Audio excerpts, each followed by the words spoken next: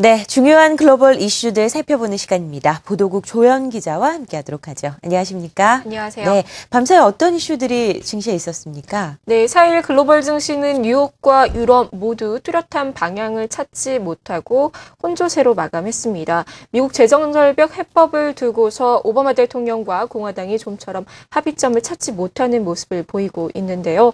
투자자들이 실망했다기보다는 조금은 눈치를 보면서 기다리는 관망세로 풀이할 수 있을 것으로 보입니다. 이날 발표된 글로벌 경기 지표는 없었고요. 이틀간의 일정으로 열렸던 유로존 재무장관 회의가 끝났습니다. 여기서 스페인 은행권에 대한 395억 유로의 지원을 결정했지만 유로존 단일 은행기구 구축에 대해서는 합의에는 실패했습니다. 설립 시기와 이를 주도하는 유럽중앙은행의 권한 범위를 두고서 여전히 독일과 프랑스 간의 이견차가 큽니다. 오늘의 해외 주요 이슈들 호재와 악재로 나눠 살펴보겠습니다. 먼저 호재성 재료입니다. 미국 은행들의 올 3분기 순이익이 3년 만에 가장 큰 폭의 증가세를 기록했습니다. 미 연방예금보험공사에 따르면 은행들의 3분기 순수입은 지난해보다 6.8% 증가한 376억 달러로 나타났습니다.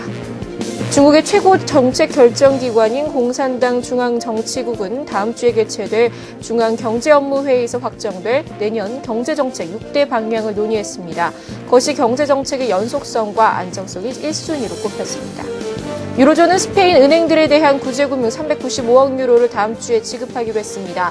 자금은 유로 안정화기구 ESM을 통해 어음과 채권 형태로 지급될 예정입니다.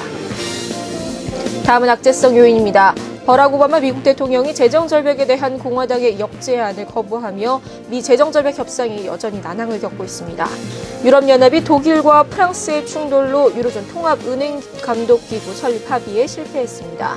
세계 최대 채권 펀드를 운영하는 빌브로스가 미국을 비롯한 선진국 경제는 앞으로 수년 동안 잠재 성장률이 2%를 밑돌 것으로 내다봤습니다. 네, 예상했던 대로 재정절벽 이슈를 두고 공화당과 그리고 민주당 백악관 사이의 줄다리기가 팽팽합니다. 공화당의 역제안을 오바마 대통령이 거부했다고요? 네, 오바마 대통령과 공화당의 밀고 당기기가 계속되는 모습입니다. 한 주 내내 이어지고 있는데요. 잠시 정리해보자면 지난주 금요일 오바마 대통령이 가이트너 재무장관을 통해서 공화당의 제안을 내놓았고요.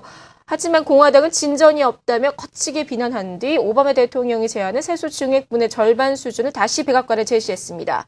포인트는 세율 인상 없이 재정 지출을 줄이자는 제안이었는데요. 이 서한을 받아든 오바마 대통령 역시 지적을 서슴지 않았습니다. 오바마 대통령은 4일 재선 이후 첫 TV 인터뷰를 가졌는데 여기서 협상 타결 가능성을 낙관적으로 관망하면서도 공화당의 협상안이 균형에 맞지 않다고 말했습니다. 오바마 대통령은 거듭 고소득층에 대한 세율 인상을 강조했는데요. 이후 오후에는 소셜 네트워크 서비스인 트위터를 통해 네티즌들과 Q&A를 가졌는데 직접 질문 8개에 대한 답변 글을 올리며 부유층 증세와 중산층 세금 감면 연장 지지를 당부하기도 했습니다. 또 오바마 대통령이 직접 만나지는 않았지만 백악관이 직접 나서가지고 월가 임원들을 만나서 협상 지지를 요청하기도 했는데요. 이처럼 워낙 오바마 대통령이 강공으로 정면 돌파하는 모습을 거듭하면서 여론도 오바마 대통령에게 더 쏠리고 있습니다. 미 국민 절반 이상이 재정절벽 협상이 실패할 경우 공화당에게 더 책임이 있는 것으로 생각하는 것으로 나타났고요. 한편 공화당 내부에서도 잡음이 일고 있습니다.